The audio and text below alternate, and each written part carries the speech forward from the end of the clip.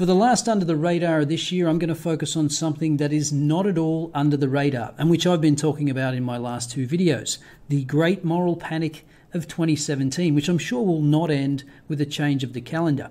Now, when addressing the hashtag #MeToo hysteria, you have to be careful not to get sucked into one of the many false narratives. Take these couple of headlines, for example. What do they have in common? Well, it's assumed to be a black and white issue. It's men harassing women, and men need to do something about it. Straight out of the gate, the subject is narrowly defined. You're in a position of trying to argue why it's not the collective responsibility of men to call out other men for sexual harassment. But back up a minute. Why has this been defined as female victim, male perpetrator? A not insignificant number of men are also victims of sexual harassment.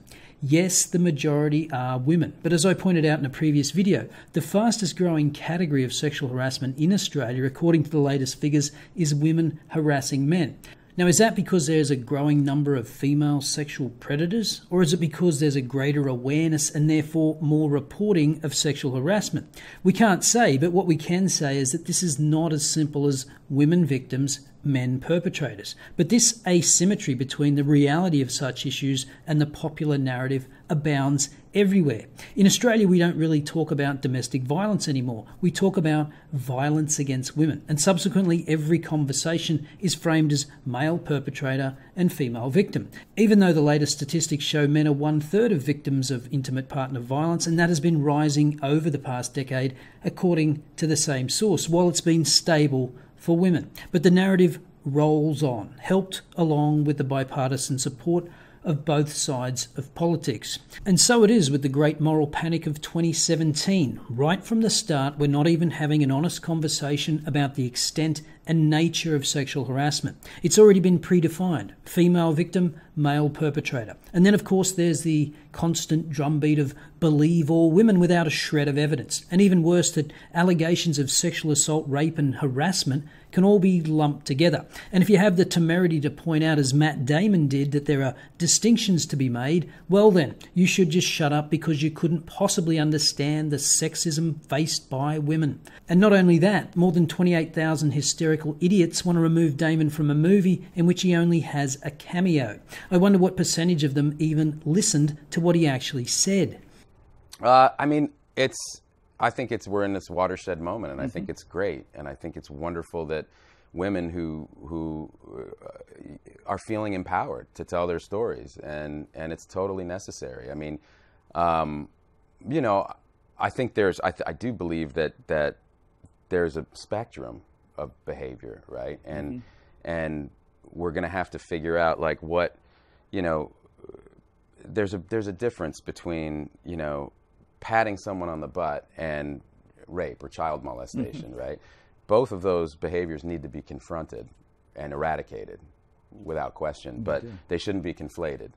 How could you disagree with that? It was eminently sensible. Notice that he didn't say that patting someone on the butt was trivial or not a problem. He said, like rape, it needed to be confronted and eradicated. Just that those two things shouldn't be conflated. That's why one will get you fired from your job and the other years in prison. It's Minnie Driver that should be the object of ridicule for her palpably unhinged, ill-thought-out response that there's no hierarchy of abuse. But as the author of this blog noted, no hierarchy of abuse? Really? That is one of the universal symptoms of revolutionary zealotry. Go for broke. Ignore gradations of villainy. Who cares if some innocents are thrown over the side? We are furious and we want everything at once. No wonder those of us in the boring older generation who've lived through cycles of anger and protest are so annoying. Wait, we keep saying. Be careful. Remember the stupidity of zero-tolerance programs in schools where a kid who brings a pocket knife for show and tell or a 6-year-old boy who kisses a 6-year-old girl got expelled.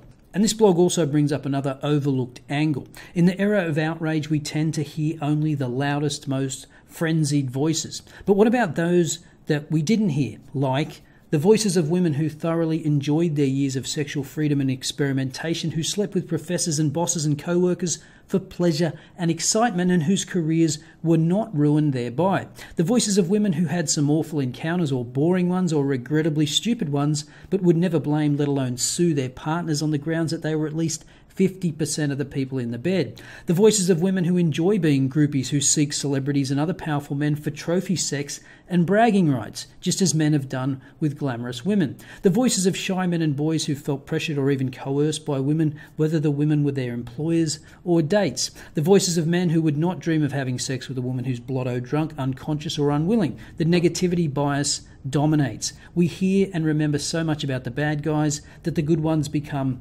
invisible. Further, the good ones who would and should be allies are demonized and dismissed because they are not 100% ideologically pure. And what about the voices of men that don't even work with women? They're out doing some manual labour, working on a building site. What are they supposed to do exactly? And it's what drives some men to not take meetings one-on-one with women. I mentioned the Florida State Senate, where a senator refused to take a meeting one-on-one with a female lobbyist. This article from the New York Times dates back to October, in which the author claims in Silicon Valley, some male investors have declined one-on-one meetings with women or rescheduled them from restaurants to conference rooms. On Wall Street, certain senior men have tried to avoid closed-door meetings with junior women. And in TV news, some male executives have scrupulously minded their words in conversations with female talent. In interviews, the men describe a heightened caution because of recent sexual harassment cases, and they worry that one accusation or misunderstood comment could end their careers. But their actions affect women's careers too, potentially depriving them of the kind of relationships that lead to promotions or investments. Now, of course, the primary concern of this article is the career prospects of women, because of course it is. But moves like these and the Mike Pence rule still might land you in hot water. It's not clear from this article what exactly the reasons were that this guy stopped taking one-on-one meetings with women, since he disputes the allegations, but he was reprimanded for doing it. So if you think having a third party present in a meeting with a woman is a solution, think again. Perhaps we need a system like the Black Mirror episode, The Entire History of You. As the summary says, in the near future, everyone has access to a memory implant that records everything humans do, see and hear. And you can just rewind these memories and play them like a movie. Anyone ever accuses you of something, just pull up the appropriate video file and exonerate yourself. Of course, that has all kinds of implications for surveillance and ultimately self-censorship. Another part of the narrative that never gets mentioned is that every time we're told that the workplace needs to change, it's always to placate the feelings of women. The foremost priority is to make women feel comfortable. Men must change because they are wrong. No one ever says, you know what, perhaps women need to harden up a bit. Now, of course, you don't have to put up with sexual assault or harassment, but if you overhear a joke or a comment that wasn't about you, wasn't intended for your consumption, but that you just happen to be in earshot of and get offended by, that's not grounds to file a formal complaint. Complain all you like, but no one has to pay any attention to you. And if someone asks you about your work, like the poor sap at Hewlett-Packard did, and you take it the wrong way because you're a self-important narcissistic infant, maybe you should consider looking for work elsewhere. We're always hearing about gender gaps, only of course when women are at a perceived disadvantage, but we never hear about the giant chasm I call the whinging gap, the difference between how much women and men complain about the same things. Take online harassment, for example. The Pew Research Center has now done 2 large-scale surveys, and the findings were almost identical. Both surveys showed men receive slightly more harassment online, but it affects women far more negatively. But instead of promoting resilience amongst women, we kowtow to victimhood. We must redesign our workplaces and social interactions to placate the most fragile, easily offended people. Janice Fiamengo put out a video yesterday in which she makes the case that #IDon'tBelieve should trend in 2018, citing Christopher Hitchens' quote, "That which can be asserted without evidence can be dismissed without evidence."